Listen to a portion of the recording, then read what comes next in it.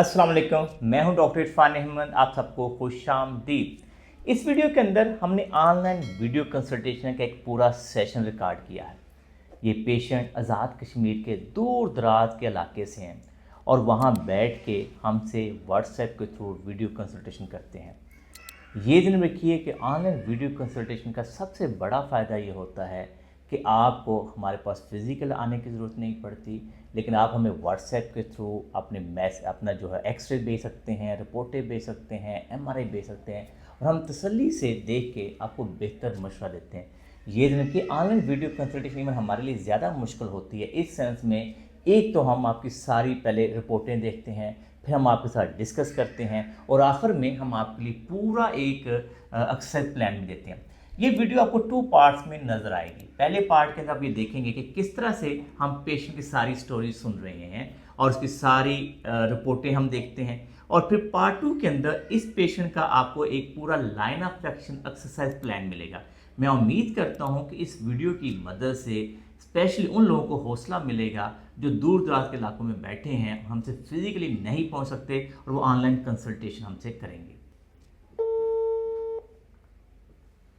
Available नहीं है जी। अस्सलाम वालेकुम ब्रदर, क्या हाल है? वालेकुम अस्सलाम सर, खैरियत से हैं? आप ठीक हैं सर? मैं बिल्कुल खैरियत से, अल्लाह का बड़ा करम है। आप सुनाओ। अल्हम्दुलिल्लाह सर, बहुत खुशी हुई सर आपसे बात करके। आपके टाइम का बहुत बहुत शुक्रिया। नहीं नहीं, वेलकम। मैंने और आपका सारा केस भी देख लिया है अल्हम्दुलिल्लाह, ठीक है। और मेरा ख्याल है कि हम आपको सवालों का जवाब अच्छे तरीके से दे सकते हैं। मुझे लगता है कि आप मेरी यूट्यूब थैंक यू चैनल की वीडियो देख के कोशिश पूरी कर रहे हो कि टांग मुड़ जाए, रिजल्ट अच्छे आ जाए। तो अब मैं कुछ चीज़ें आपसे सर। पूछता हूँ। पहले मुझे बताओ कि आपने बताया है कि मार्च के अंदर आपका रोड साइड एक्सीडेंट होता है और फिर आपकी सर्जरी जी होती है। तो अब जब आप ये वीडियो हम कंसल्टेशन कर रहे हैं, तो क्या आपने जो मेरी यूट्यूब वीडियो पे देखी हैं, तो आपने अपने आर्थोपेडिक सर्जन को भी ऑन बोर्ड किया है कि ये एक्सरसाइज मैं कर रहा हूँ? सर, असल में मैं आज़ाद कश्मीर जिला नीलोफरी से हूँ, शायद आपने नाम सुना हो कहीं। जी जी। इसलिए जो हमारा इलाके कुर्ती पे वाक़ है, तो यहाँ से हमें सिटी को अप्रोच करना बहुत मुश्किल है। अच्छा। ऑलमोस्ट मुझे एक दिन पूरा ट्रैवल करना पड़ता है, तो उसके बाद हम किसी सिटी में पहुंचते हैं। ठीक है। तो सर, मेरी जो सर्जरी रिसेंट हुई है वो तो मैंने इस्लामाबाद से करवाई है। आप जानते हैं शायद, डॉक्टर फरीदुल्लाह खान जिमरी, हाँ, बड़ा मशहूर। उन्होंने की है। बिल्कुल बिल्कुल सही कह रहे।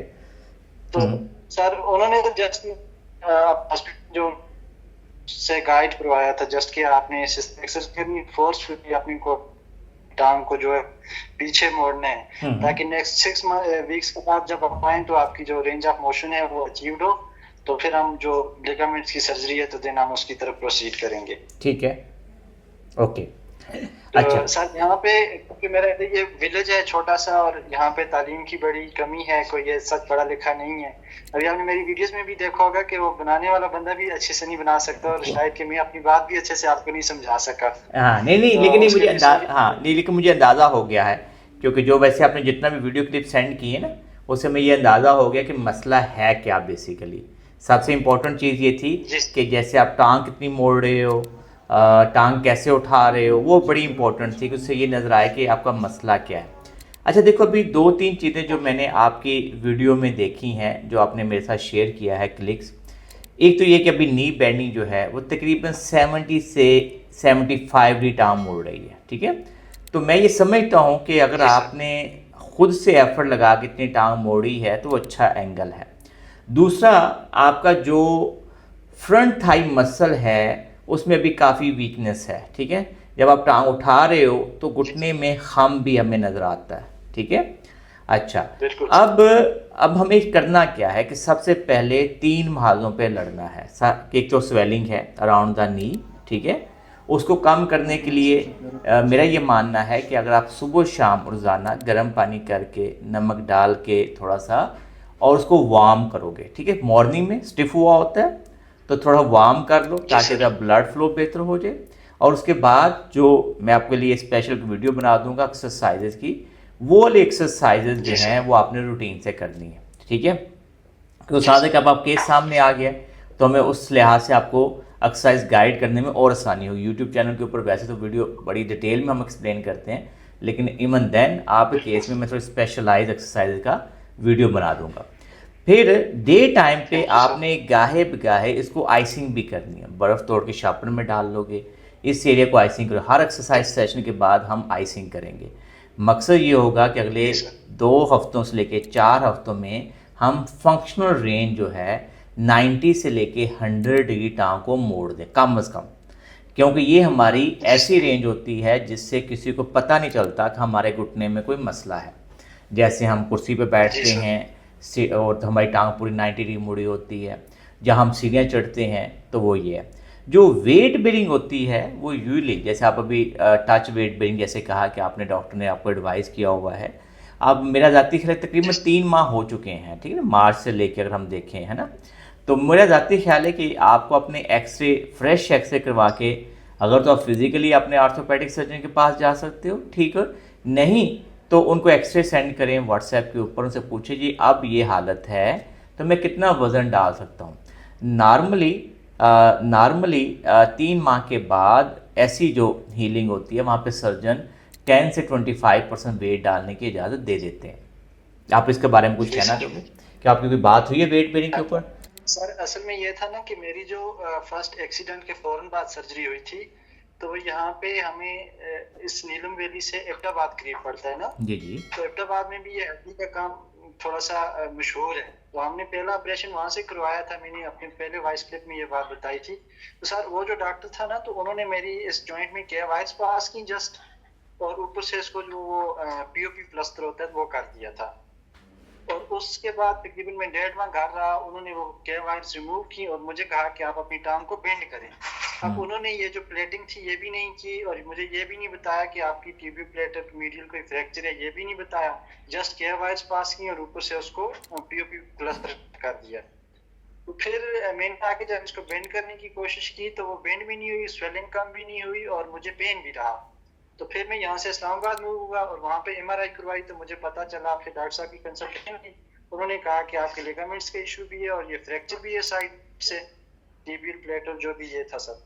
तो फिर उन्होंने कहा कि हम इससे करेंगे। देन फिर उन्होंने पहले इसकी ये जो फ्रैक्चर स्पीड थी उसकी प्लेटिंग की, ये जो आपने मेरे एक्सरे देखा होगा इसमें। तो उस ऑपरेशन के बाद मुझे सर अभी तकरीबन ये 8वां हफ्ता चल रहा है। ठीक तो है। तभी उन्होंने मुझे कहा था कि आप वेट बेयर इस पे अभी नहीं करना। यही कहा था कि पहले 6 वीक्स के बाद फॉलो अप किया उन्होंने एक्सरे के। ये जो एक्सरे मैंने आपको सेंड किया हुआ है सर, ये रिसेंट है। इसके बाद अभी मुझे दूसरा हफ्ता चल रहा है। तो उन्होंने कहा कि मजीद आपने इस पे 1.5 माह जो है वो वजन नहीं डालना। तो मतलब हम ये देखें 3 माह के बाद बेसिकली वजन डालने की ना एक प्रॉपर इजाज़त हमें मिलती है, ठीक है।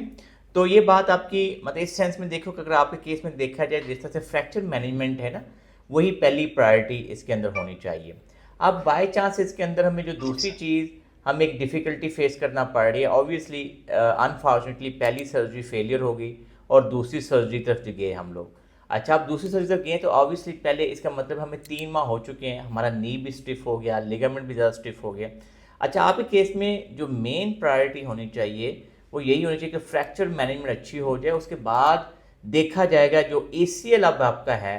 मेरे नज़दीक कल को अगर लिगामेंट की सर्जरी की ज़रूरत पड़ती भी है तो कम अज़ कम भी हमें साल वेट करना पड़ेगा, क्योंकि जो लिगामेंट्स होते हैं उनकी इतनी प्रायोरिटी नहीं है इतनी बड़ी ट्रामा के बाद कि हम उसको अब मैनेज करें टेक्निकली।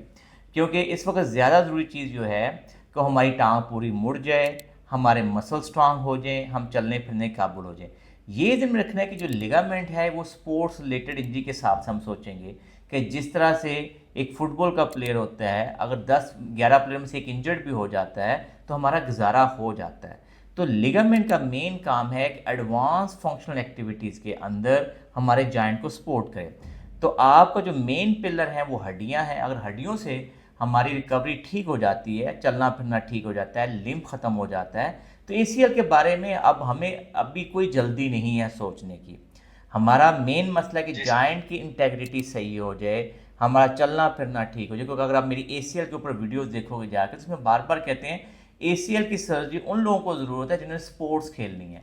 ACL की सर्जरी की ज़रूरत उन लोगों को है जहाँ पे बहुत ही एडवांस एक्टिविटीज़ का रोल है, जैसे नी ट्विस्ट करते हुए। इसलिए अब आपके माइंड में यही सर्जरी होनी चाहिए कि पहले फ्रैक्चर ठीक हो जाए, मेरी चलना फिरना ठीक हो जाए, नॉर्मल लाइफ में वापस आ जाऊं, और फिर उसके बाद फिर हम रीडिस्कस करेंगे कि व्हेन सर्जरी। क्योंकि अभी देखो आपके मसल काफ़ी वीक हो चुके हैं, उनको ठीक करने की ज़रूरत है, आपकी रेंज ऑफ मोशन को ठीक करने की ज़रूरत है, वो उसके बाद हम देखेंगे। जी, आपके माइंड में क्वेश्चन है? सर अगर लिगामेंट्स लाइक जैसे मेरे ACL और PCL डैमेज हैं, ग्रेड 3 का टियर है जो रिपोर्ट में लिखा है, और उसके अलावा कोई मेनिस्कल इंजरीज हैं उसका भी जिक्र है, तो इसमें रेंज ऑफ मोशन में इनका कोई रोल सर होता है? में ये लिगामेंट्स का कोई रोल नहीं होता, मेनिस्कस का रोल होता है। मेनिस्कस ये है क्योंकि अगर इन केस इस तरह से जॉइंट के अंदर फंस जाए तो वो कई दफ़ा नी जॉइंट को लॉक कर देती है, क्योंकि बेसिकली हार्ड बॉडी है।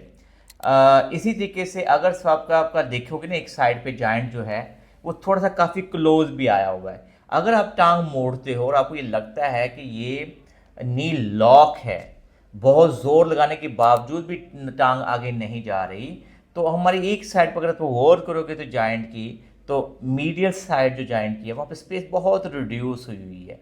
तो हमें ये डर होता है कई दफ़ा जब जॉइंट इतना करीब आ जाता है तो कई दफ़ा 80-90 डिग्री के बाद हड्डी उसको रोकना शुरू कर देगी, ठीक है ना।